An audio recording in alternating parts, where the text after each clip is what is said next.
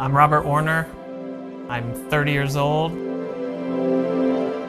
This is my wife, Maggie. She is 32. She's older than me. We have 2 kids, a almost 4-year-old girl named Caroline and a 2-month-old boy named Luke. We live in Richmond, Virginia.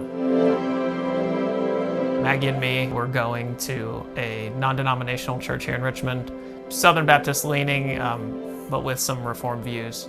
Life before Orthodoxy was a little shaky, is kind of the best way I can say it. I mean, I felt like something was missing in the sense of stability. My spiritual life was genuine, as in I was trying to seek the Lord and trying to do what was right, but a lot of times it felt surface level or lacked realness or depth that I was looking for. And then sins or struggles that I had, mostly anxiety, was just something that I was stuck with.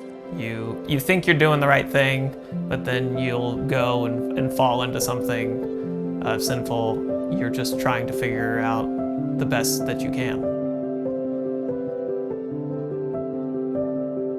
The thing that kind of made us look into Orthodoxy initially was kind of the way that things weren't adding up in my mind, especially historically, seeing how so many different denominations or types of churches were doing things so differently.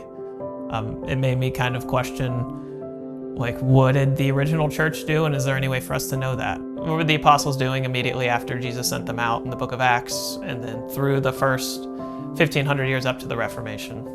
Our first experience with Orthodoxy was me visiting a Vespers service at St. Andrew's with one of the parish members now, who was going to our church previously that had become Orthodox, and we had stayed close. And he had given me a couple books to read on church history, and just said, whenever you're ready, if you want to come with me, come with me.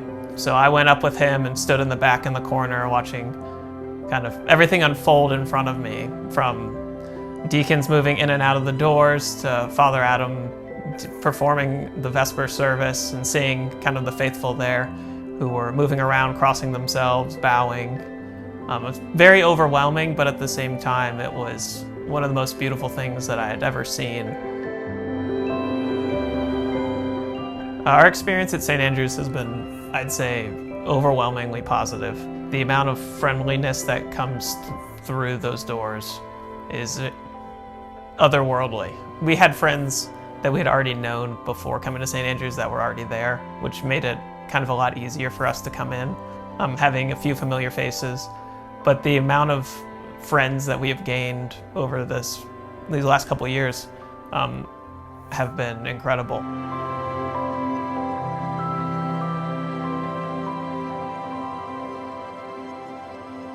A few months after we were received into the church, we got pregnant with our second baby, but a few weeks later suffered a miscarriage. 20 plus parishioners show up for the burial service for our baby.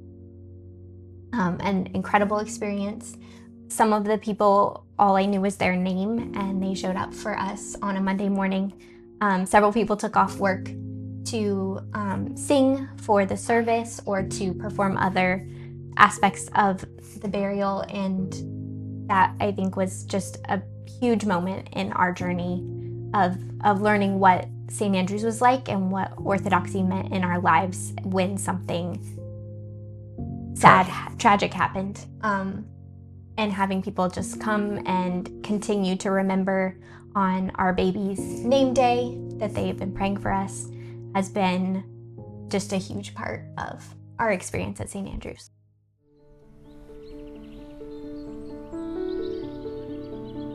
My advice to women coming into the Orthodox Church is to take the time to attend services, spend time after, stay for coffee hour, go talk to people. I would encourage wives to be open-minded if your husband is exploring Orthodoxy first, to trust that he wants the best for your family, and to try it.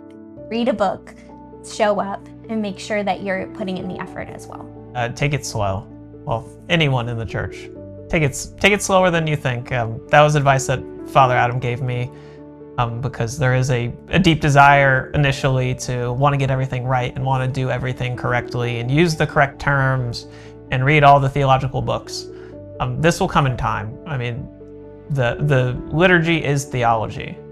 So spending the time and taking it slow, attending as much as you can, and just immersing yourself in it, asking your questions, and just finding that humility will take you a lot further than any theological book will.